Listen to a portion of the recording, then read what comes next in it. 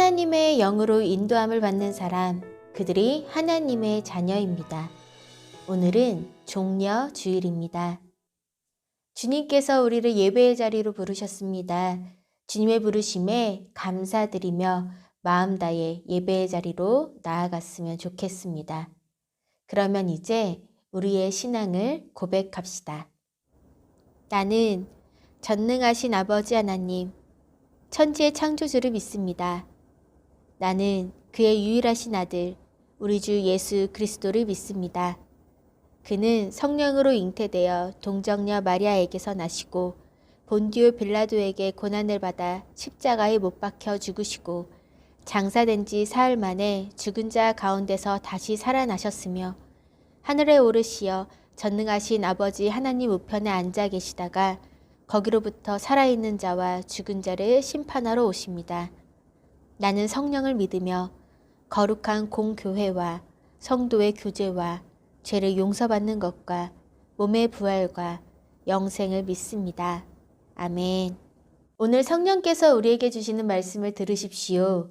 오늘의 말씀은 마가복음 11장 1절에서 10절까지의 말씀입니다.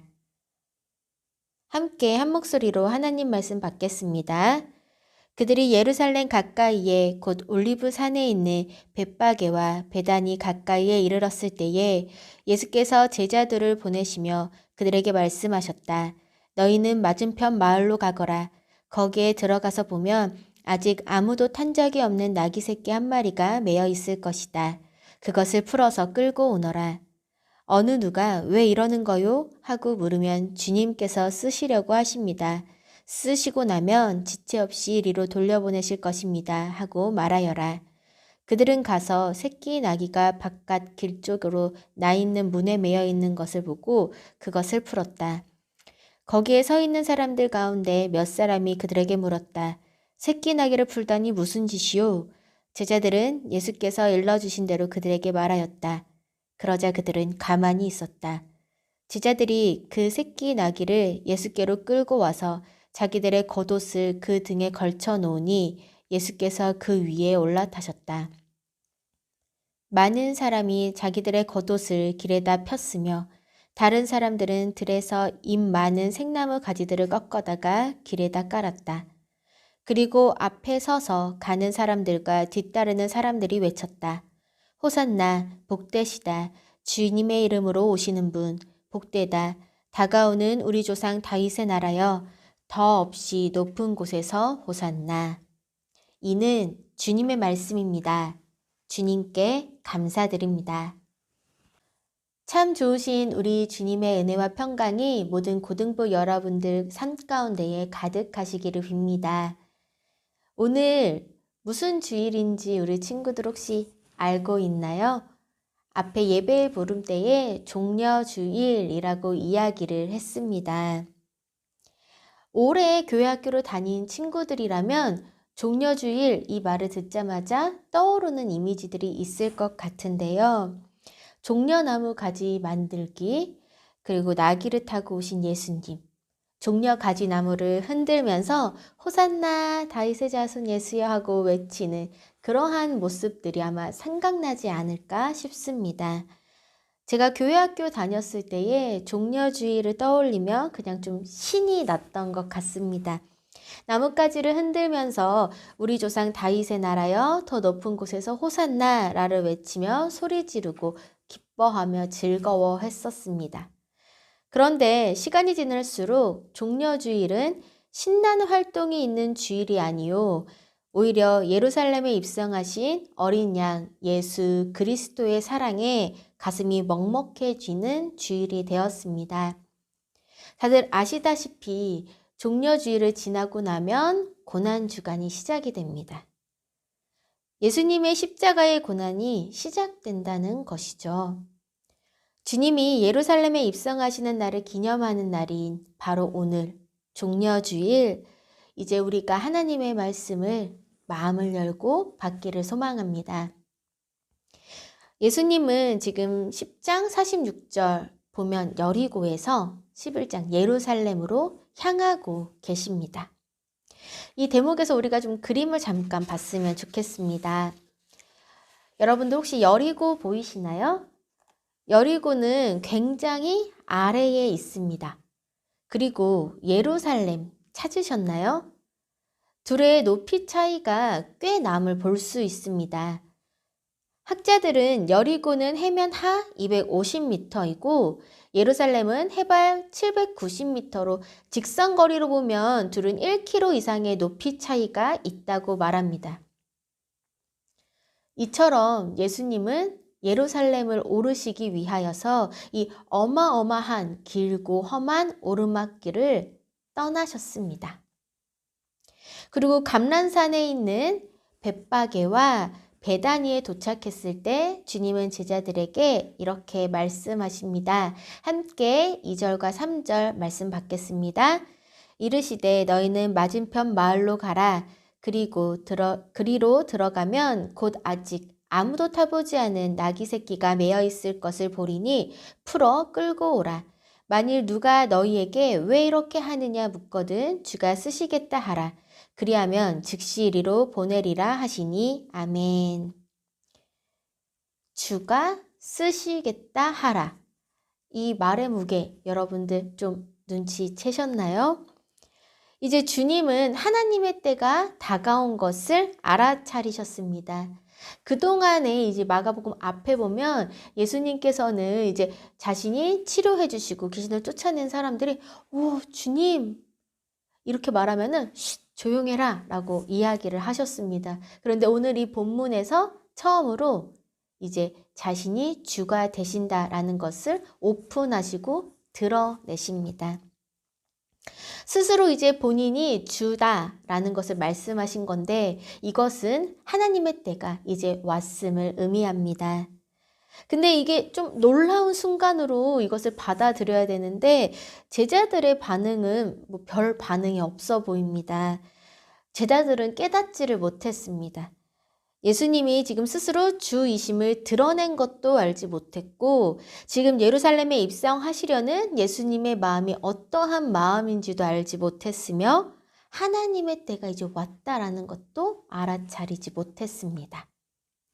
주님은 제자들에게 건너편에 가서 나귀 새끼가 묶여 있음을 말하고 데리고 오라고 말합니다. 그리고 그 말을 들은 제자들은 주님의 말씀을 따라 건너편에 가니 나귀가 묶여 있음을 발견하게 됩니다. 지금 예수님은 그것을 보지도 않고 예측해서 말씀하셨는데 이 말씀이 실제 현실로 일어납니다. 이게 좀 말이 안 되는데 말이 또 됩니다. 왜냐하면 예수님은 주님이시기 때문입니다. 만약 주님의 말씀을 들은 제자들이 말을 듣고도 가지 않았다면 그 주님의 말씀이 현실로 실현되는 것을 제자들은 볼 수도 경험할 수도 없었을 것입니다. 그런데 말씀을 듣고 그대로 행하니 주님의 말씀이 현실로 되어진 것을 경험하고 만날 수 있게 되었습니다.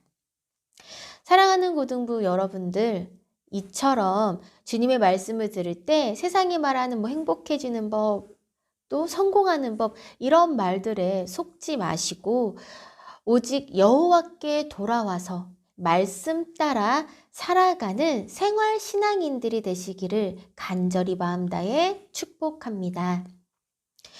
이제 구약에서는요, 메시아가 어떻게 오는지에 대해서 예언한 부분들이 있는데요. 그 말씀을 우리가 좀 찾아서 보려고 합니다.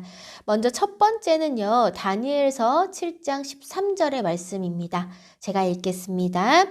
내가 또 밤 환상 중에 보니 인자 같은 이가 하늘 구름을 타고 와서 옛적부터 항상 계신 이에게 나아가 그 앞으로 인도되매. 아멘.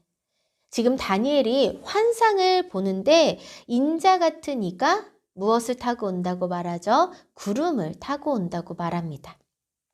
이것은 메시아 사상을 의미하는데 여기에서 우리가 중요하게 봐야 할 점은 메시아가 구름을 타고 오신다는 겁니다. 그리고 이제 두 번째로 스가랴 9장 9절 말씀을 우리가 받아볼 텐데 제가 읽겠습니다.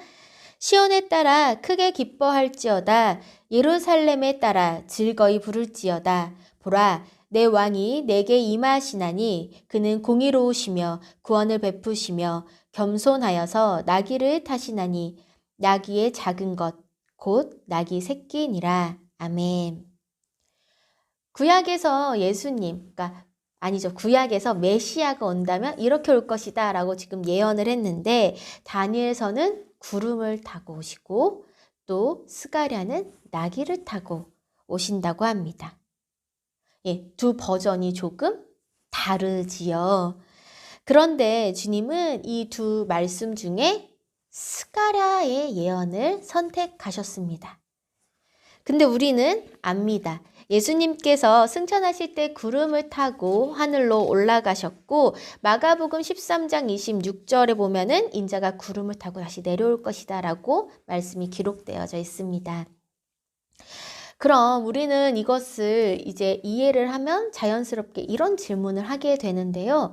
왜 예수님은 다니엘서의 예언이 아니라 스가랴서의 예언을 선택하셨을까라는 질문입니다.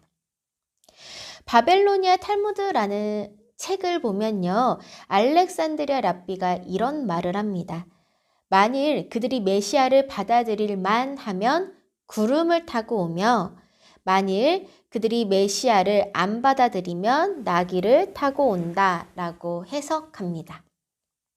이 해석으로 우리가 생각해 보자면, 예수님께서 나귀를 타신 것은 지금 예수님 주변에 있는 사람들이 예수님을 안 받아들인다라는 것입니다. 그런데 정말로 그랬습니다. 사람들이 바라는 예수님의 모습은 예수님이 원하시는 모습이 아니었습니다. 그리고 이 예루살렘 입성 후 며칠 후 예수님은 자신들이 바라는 메시아의 모습이 아니라는 것을 이 군중들이 알자마자 예수님을 십자가에 못 박으라고 외치는 것을 우리는 알고 있습니다. 자신이 원하는 메시아가 아님을 알자마자 십자가에 못 박으라 외치는 이 상황, 이것을 보자면 정말 이 해석이 맞는 듯 싶습니다. 나귀를 타고 오신 주님, 그런데 그 당시에 이스라엘 사람들에게 나귀는 어떠한 또 의미가 있었을까요? 플라비우스 요세푸스라는 역사학자는 로마 시대의 유대인의 역사가로 예수님의 탄생 전과 후 유대인의 역사를 알려주는 역사서 요세푸스를 기록한 사람입니다. 그런데 이 책에서요, 나귀를 세 가지 의미로 이제 이야기를 하는데, 첫 번째는 나귀는 사람의 짐을 싣는 동물이다. 짐을 싣는 동물이요. 두 번째, 그래서 섬김의 동물이며, 또 더 나아가 세 번째, 봉사의 동물이다 라고 적혀 있습니다. 그러니까 이 시대의 사람들은 나귀를 우리 인간의 짐을 대신 지는 동물, 섬김의 동물, 봉사의 동물인 것입니다. 이렇게 나귀가 연상시키게 하는 것은 섬김과 봉사, 배려, 곧 평화입니다. 그런데 사람들은 예수님에게 평화의 모습을 원하는 것이 아니었습니다. 우리 함께 말씀 9절과 10절 소리내서 받겠습니다. 앞에서 가고 뒤에서 따르는 자들이 소리를 지르되 호산나 찬송하리로다. 주의 이름으로 오시는 이여 찬송하리로다. 오는 우리 조상 다윗의 나라여 가장 높은 곳에서 호산나 하더라. 아멘. 이제 호산나라는 말이 등장하는데요. 이 호산나의 의미는 우리를 구원해 주소서라는 의미를 가지고 있습니다. 사람들은 예수님을 통해서 지긋지긋한 이 힘든 세상을 끝내고 새로운, 살기 좋은 그러한 세상이 열리기를 기대하고 꿈꿨습니다. 길고 긴 식민지 생활에 지친 사람들, 천대받고 억압받고 착취당하여서 몸도 마음도 만신창이가 된 사람들. 그들은 이 더러운 세상이 뒤집혀야 된다라고 생각했습니다. 그래서 메시아는 반드시 오셔야만 했습니다. 그리고 그들의 외침인 이 호산나라는 말 속에는 자신들의 소망을 예수님께 투사하는 절실함이 배어 있는 외침이라고 할 수 있습니다.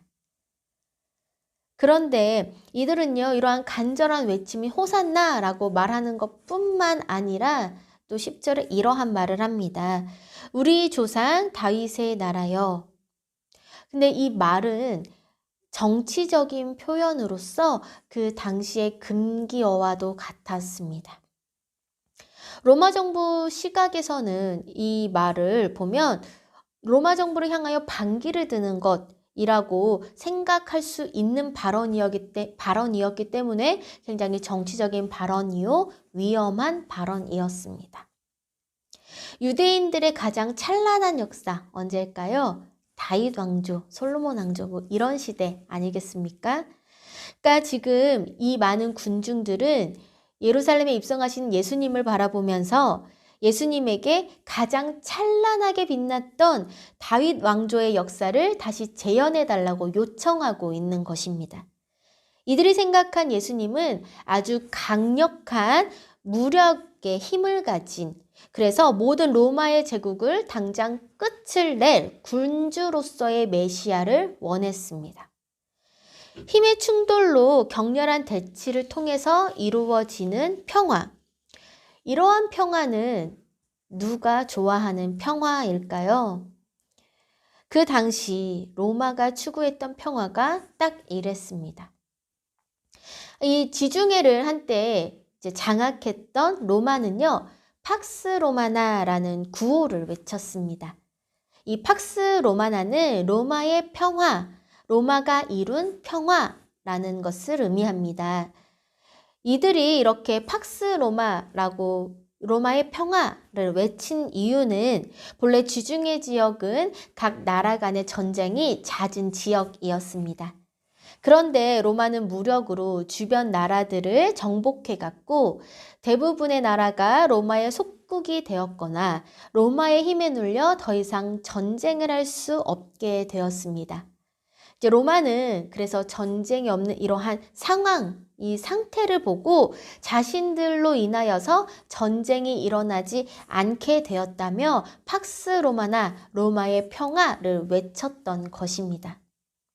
그러나 그들이 말하는 로마의 평화는 압도적인 군사력으로 획득한 그들, 로마인들만의 평화였을 뿐 대다수의 사람들에게는 공포였습니다.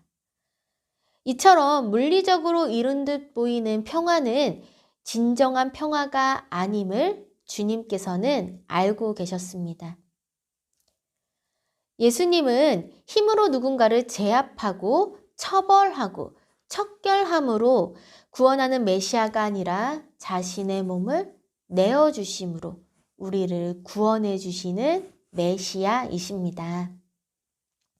그렇기에 예루살렘에 나귀를 타고 입성하신 주님이 보여주시는 평화는 원수들과 싸워서 그래서 그것으로 이겨서 얻는 평화가 아니라 오히려 원수라고 생각했던 사람들조차도 사랑으로 부둥켜 안아서 미움을 사랑으로 녹이시며 하나가 되게 하는 평화를 원하셨습니다.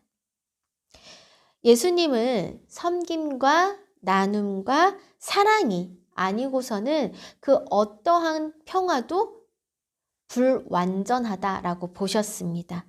또 사랑과 나눔과 섬김이 아닌 평화는 불가능하다라고 여기셨습니다. 그래서 주님은 스스로 낮아지셔서 희생하심으로 사랑이 무엇인지, 진정한 평화가 무엇인지를 우리에게 보여주셨습니다. 그러나 지금 예루살렘 안에 있는 그 누구도 왜 예수님이 나귀를 타고 입성하셨는지, 지금 예수님의 마음과 예수님이 보여주실 메시아의 모습은 어떤 모습인지에는 관심이 없습니다. 오로지 자기들의 소원을, 욕망을 이뤄주실 메시아로 주님을 바라봅니다. 그래서 많은 군중들의 환호성 속에서도 나귀를 타신 예수님은 고독하지 않으셨을까? 라는 생각을 해보게 됩니다.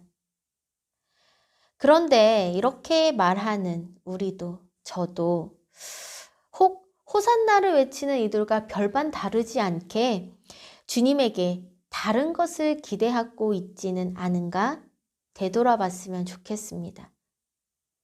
요슬램프 지니처럼 내 소원을 이루어주는 예수님, 강한 힘을 가져서 당장의 나의 삶의 문제와 고통을 해결해 주실 그러한 주님을 혹시 여러분들 원하지는 않으셨나요? 주님이 온몸으로 보여주신 평화의 길은 외면하면서 주님이 우리의 기준에 맞추어 행동해 주시기를 기대하고 있지는 않았는지 지금 우리의 삶을 되돌아보는 시간을 갖는 이 한 주간이 되었으면 좋겠습니다. 또 간절히 바라기는 사랑과 섬김으로 평화를 이루기를 원하시고 자신의 몸을 내어주시는 그 주님의 사랑을 기억하며 주님이 가신 길을 나도 따라가겠노라. 주님을 외롭게 해드리지 않겠노라 라고 다짐하고 결단하는 모든 고등부 여러분들이 되시기를 또 간절히 축복합니다. 이제 우리가 함께 마음을 모아서 공동기도문을 올려드렸으면 좋겠습니다. 우리 함께 기도하겠습니다. 우리를 구원하시고 참된 평화를 주시기 위해 예루살렘 성으로 들어가신 예수님을 바라봅니다. 수많은 사람들 속에서 외로우셨을 주님의 마음을 생각해보며 다짐합니다. 주님, 우리는 주님이 보여주신 평화의 길을 따라 걷는 자가 되겠습니다. 평화의 왕으로 오신 주님의 참뜻을 이해하고 호산나라고 외치고 찬양하는 우리가 되겠습니다. 온전히 하나님의 뜻을 이루기 위해 십자가의 길을 걸어가신 예수님을 기억하며 평화를 살아내고 기도하는 한 주간을 보내는 우리가 되게 인도하여 주소서. 예수님의 이름으로 기도드립니다. 아멘. 이제는 우리 구주 예수 그리스도의 은혜와 하나님 아버지의 사랑과 성령님의 교통하심이 오늘 나귀를 타고 예루살렘에 입성하신 그 주님의 마음을 우리가 담고 또 나의 열망을 주님께 투사하는 것이 아니라 주님이 원하시는 그 평화의 길을 믿음으로써 나아가겠노라 결단하고 다짐하는 모든 고등부 친구들의 삶 가운데에 지금부터 영원까지 함께 하시기를 간절히 축복하며 기도드리옵나이다. 아멘.